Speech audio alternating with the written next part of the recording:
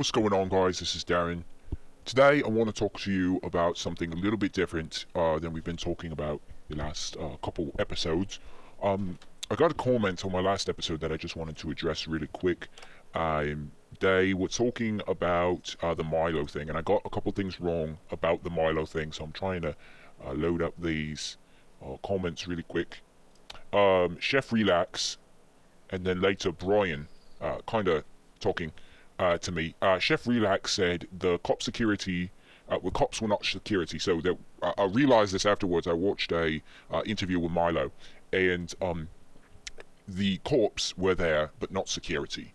Or security wasn't doing anything, and then the cops came later, I guess, and the cops were angry that they couldn't do anything, whereas the security just was hanging back and not doing anything, presumably for the same reason as the cops. And then I had stated that Milo was gay by choice, which he said in that interview he was not gay by choice. I had read the article from the president of DePaul, and he was inaccurate in saying that Milo was thought being gay was a choice, and for him personally it was a choice. He believes it's 50-50. He believes that when you're born, sometimes you can be born as gay, and when you grow older, you have a choice whether you want to stay gay, or you can then choose to become a straight, as the norm is. So I just kind of wanted to today talk a little bit about my views on the whole gay issue off of that. As well as I wanted to talk about Trump later on. So I just want to quickly go over what I believe being gay is about. First, I want to talk about there is no gene. People talk about the gay gene. There isn't a gay gene that somebody can pinpoint and say, this gene right here is the gay gene, and we can see from your baby that your baby is gay by looking at the genetic code. So, what is being gay? We have all these theories. We have these thoughts and these theories of what being gay is. Some people believe you're born as gay, and when you go through life, you're gay. We also have some people that believe, like Milo does, you're born gay, you can choose, which this is a new theory that I've never heard of. And then there's the other side of being gay is a complete and total choice, that you have to choose. You say, when you wake up in the morning, I am gay, and act upon that. I think that being gay is a social construct. You hear all these people talk about gender as a social construct. That's not. I think being gay is a social construct. When you aren't told the rules on things, and you grow up, and nobody's telling you can't, you need to have feelings for the opposite sex, because that is how you create children, which is the base instinct of human being. You start to think, well, what about other things? One of the big parts in history where being gay was considered fine was the Greeks and the Romans later. The thing that people don't understand is at least for men, when you were on the receiving side, that wasn't okay. If you liked that, then you were still ostracized. You're not supposed to like, the gay sex. And for the male who was giving it, it was a dominant thing. There were love stories, and scattered throughout history there's love stories of gay love, because it's something that happens. Some people, when they get a thought in their mind, and they can't leave it, they keep running it through, and then they start to believe it. And you have some people who think, I don't understand this, but I've got this feeling in me that I like the same sex. I don't understand it. And certainly there's a case to be made for a fetish for the same sex. There's fetishes for everything. Under the sun, there's fetishes. But being a person who is gay, not me, I'm saying if you are a person who is gay, in your mind, you're not likely to say, well, this is my choice, I choose to be this way. You're more likely to say, this is something that's happening to me, and either I'm sick, or I need to be loved by this person, and I need this love. This is how I am. So what do I mean by social construct? What I mean is that if we didn't tell children, who doesn't matter what you marry, doesn't matter who you marry, then that social construct would fall. We would be attracted to animals. We would be attracted to the same sex, the opposite sex. I believe that some people would definitely be attracted to younger children. Because if we stop saying that's okay, it's going to happen. People have these feelings. And on one hand, we say, obviously, when you have two consenting adults, that's one thing. So being gay is definitely not as bad as being a pedophile. You have two consenting adults, they say yes, and they do it. When you have a child who doesn't understand what's going on, that's wrong. Morally wrong. So that's the distinction between that. And the same thing with the animal. The animal isn't capable of saying yes or no. So when you do that, commit those acts, it's wrong morally, on a moral level. But it's still a social construct. And if you remove that social construct from it, what you're going to have is you're going to have people doing whatever they want to do. And so I think we need to realize, at least from my theory, my point of view, we need to realize that we need to be very careful what social constructs we remove. There's a reason why we have those in place. And the reason why we had a no gay, only straight, heterocentral, whatever you call it, social construct was because that is how you make a child. What is the use of having gay couples be together, not producing children, when you have to run a farm?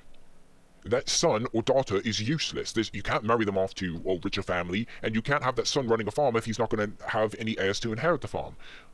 What's the point? Now that we live in a modern society, it's different. We have overpopulation and all this stuff. From a religious reason, I personally believe that those things are wrong.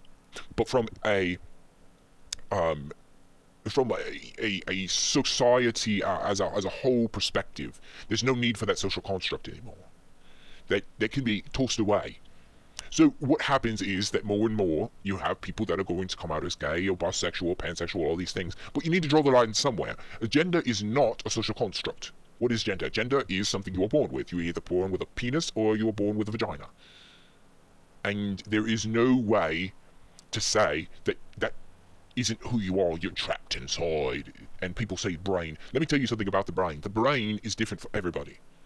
When you look at somebody's brain, yes, you can find consistencies.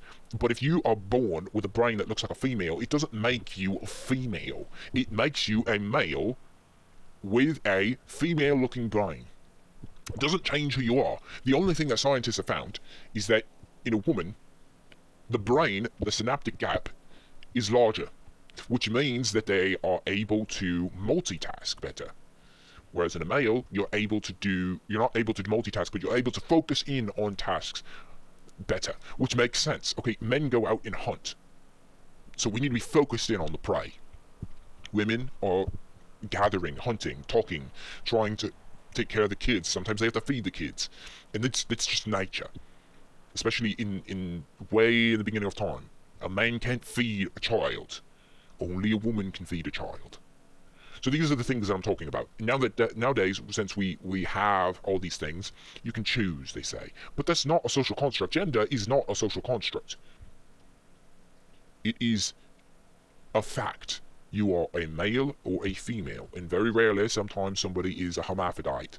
In which case, typically, as far as I know, what happens is that at that time, the parents choose what they want, whatever makes logical sense, and then they grow up just fine. It would be sick for someone to have to make their child make that choice. And that's hard. That is a very hard choice to tell a child. You make up your mind. Are you a boy or are you a girl? I remember a long time ago, when I was a child, I watched a show that dealt with this issue. The person didn't know what they were. They were a male or a female, and it was an alien. And they got the choice to choose. And at the time, I always thought, that's really strange. Something about that I don't like. And not because it was strange, because that's not the way human nature is. All that aside, I'm starting to run long, so I want to get to the next subject. The subject of Trump. So Trump, yesterday, was on Jimmy Kimmel Live, and just insane. I wish people in the Trump crowd would see where he goes with things.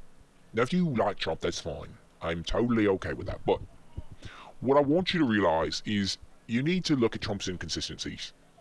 And if you are okay with the inconsistencies and you trust him, then vote for him.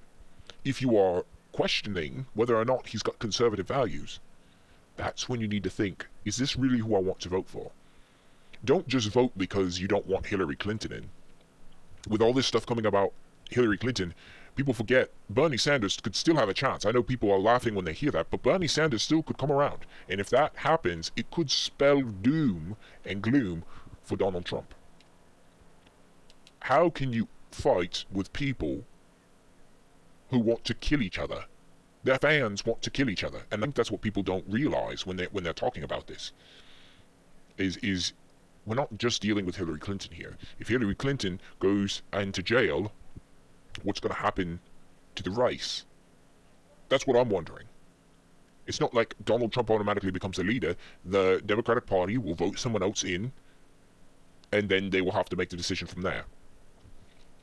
So the thing that I really wanted to hone in on Donald Trump is this whole Trump-Bernie debate. I think what's going to happen is really going to open the eyes of Trump and Sanders supporters, and what they're going to do is they're going to say, wait a minute, they believe very similar things. NAFTA, Trump wants to get rid of. They're both, I mean, it's hard to say because Trump switches his ideas so much. So he could go on stage and lambaste Sanders for all his socialistic views. Or he could go on stage and say, you know, you're right. Wall Street must go down. We must raise the minimum wage. We have to get rid of NAFTA. We have to make sure that everybody gets free health care. Or you could go on stage and say, you're a socialist.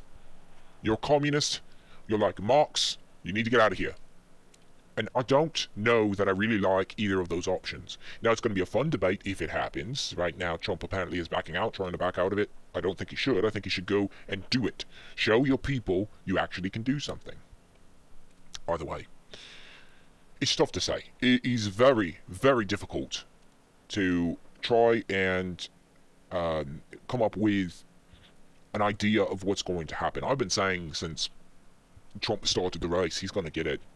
And the reason why is because he's a very rich man and a very smart man. People say he's dumb. He's not dumb. Trump is a very intelligent man, and he knows how to manipulate the media, and he knows how to manipulate people. So just be careful. Be cautious when you vote for him. I'm not saying you shouldn't. I'm saying be cautious when you vote for him. One last quick thing about Trump. World leaders, the group of 7, all coming together and saying that they are, what is the word that Obama used? Let me see if I can find it. Riddled, I believe it was. Riddled by the idea of Trump being in office. It's as if the whole world is against Trump. Let me tell you something. Let me tell you what the group of 7 is. America, Canada, France, England, Japan, Germany, and Italy. Okay, how many of those are socialist countries? France, Italy.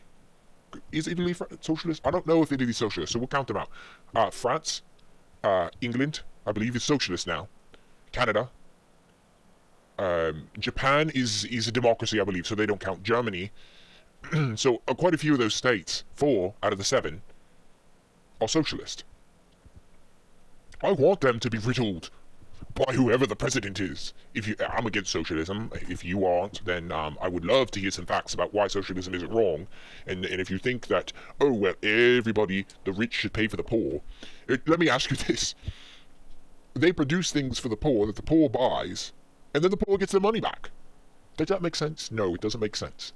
It doesn't make sense. That's why socialism fails. No incentive. Why create something big for everybody if you're not going to get the benefit from it? If you're just going to have to pay people to use your product, why not give it to them for free? And if you're going to give it to them for free, why produce it at all?